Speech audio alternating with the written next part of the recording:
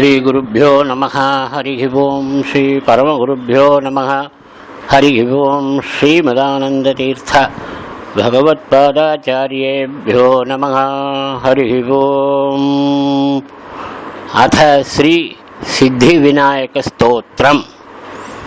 जयोस्तु ते गणपते देहि मे विपुलां मतिं स्तवनं ते सदा कर्तुं स्फूर्ति यच्छ ममानिशं प्रभुं मङ्गलमूर्तिं त्वां चन्द्रेन्द्रावपि ध्यायतः यजतस्त्वां विष्णुशिवौ ध्यायतश्चाव्ययं सदा विनायकं च प्राहुस्त्वां गजास्यं शुभदायकं त्वं नाम्ना विलयं यान्ति दोषः कलिमलान्तक तत्पदाब्जाङ्कितश्चाहं नमामि चरणौ तव देवेशस्त्वं चैकदन्तो मद्विज्ञप्तिं शृणु प्रभो कुरु त्वं मयि वात्सल्यं रक्ष मां सकलानिव विघ्नेभ्यो रक्ष मां नित्यं कुरु मे चाखिलाः क्रियाः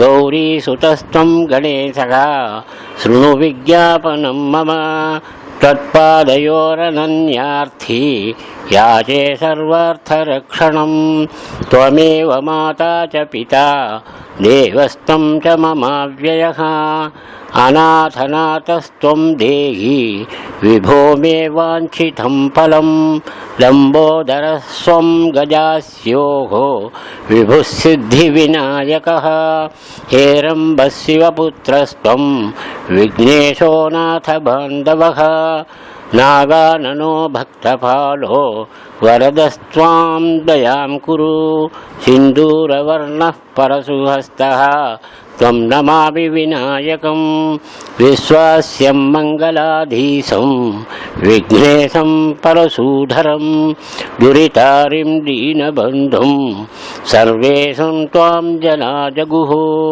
नमामि विघ्नहर्तारं वन्दे श्रीप्रमथाधिपं नमामि एकदन्तं च दीनबन्धु नमाम्यहं नमनं शम्भुतनयं नमनं करुणालयं नमस्तेऽस्तु गणेशाय स्वामिने च नमोऽस्तु ते नमोऽस्तु देवराजाय वन्दे गौरीसुतं पुनः नमामि चरणौ भक्त्या बालचन्द्रगणेशयोः नैवास्त्याशा च मच्चित्ते त्वद्भक्तेस्तवनस्य च भवत्येव तु मच्चित्ते आशा च तव दर्शने अज्ञानश्चैव मूढोऽहं ध्यायामि चरणौ तव दर्शनं देहि मे शीघ्रं जगदीश कृपां कुरु बालकश्चाहमल्पज्ञः सर्वेषामपि चेश्वरः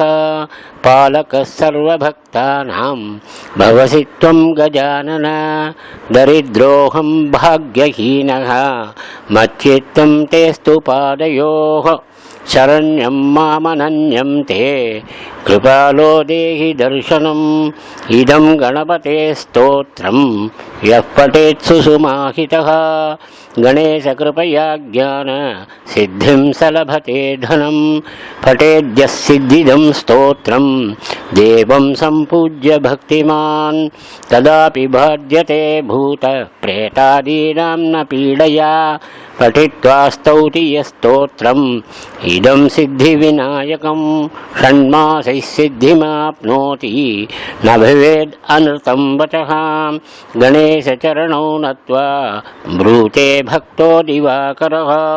इति श्री सिद्धिविनायक स्तोत्रं सम्पूर्णं। श्रीकृष्णार्पणमस्तु।